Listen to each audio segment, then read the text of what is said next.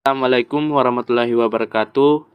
Perkenalkan, nama saya Chandra Sungwali dengan NIM 2410310047 kelas PBSIA. Di sini saya akan menjelaskan tradisi setengah lisan dalam rumah adat. Tradisi setengah lisan dalam pembangunan rumah adat Sumba Tengah mencakup berbagai tahapan, mulai dari pemilihan lokasi, pengumpulan bahan bangunan, hingga pelaksanaan ritual adat.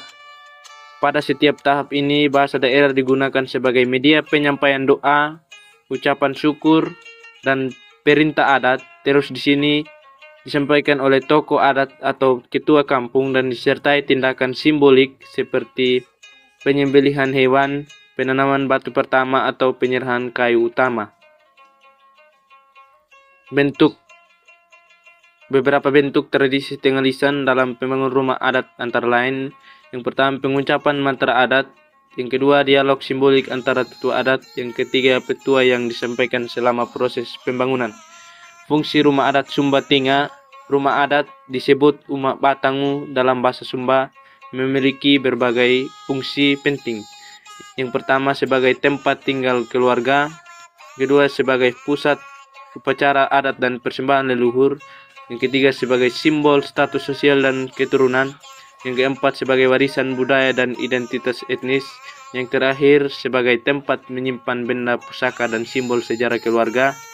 Fungsi bagian-bagian rumah adat Sumba Tengah memboro mulai dari atap hingga ke bagian bawah berdasarkan struktur tradisional rumah.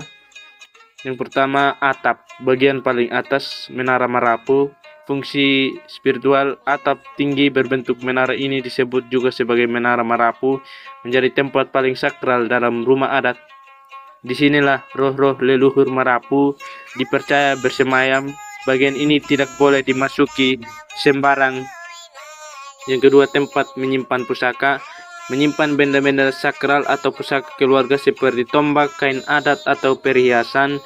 Yang ketiga, simbol koneksi vertikal. Menara ini melambangkan hubungan antara manusia, alam, dan roh leluhur dari bumi ke langit.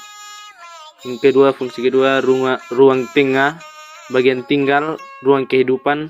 Fungsi sosial: merupakan tempat tinggal keluarga, tempat tidur, memasak, makan, dan berkumpul, biasanya terbuka dan luas.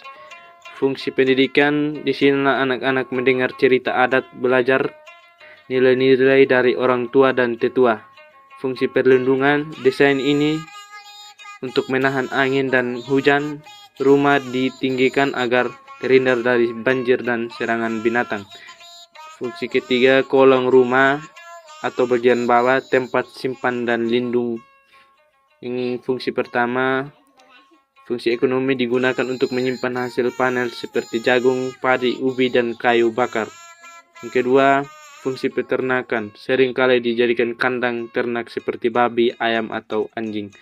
Fungsi keamanan: sebagai penopang rumah dan peredam guncangan serta memberi sirkulasi udara. Keseluruhan rumah adat Sumba Tengah atau Uma Batangu. Rumah adat bukan sekedar tempat tinggal, tetapi struktur yang mewakili tatanan kosmos dan kehidupan masyarakat Sumba. Yang pertama, atas, dunia spiritual atau leluhur. Yang kedua, tengah, dunia manusia atau kehidupan sehari-hari. Yang ketiga, bawah, dunia alam, sumber penghidupan. Analisis tradisi setengah lisan. Tradisi setengah lisan berfungsi sebagai sarana pewarisan nilai budaya yang hidup dalam masyarakat Sumba Tengah. Tradisi ini memiliki beberapa fungsi.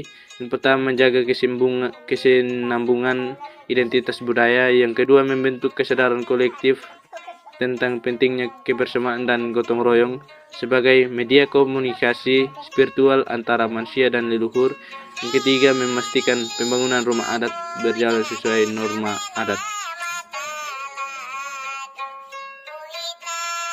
Sekian pembahasan tradisi setengah lisan dari saya. Assalamualaikum warahmatullahi wabarakatuh.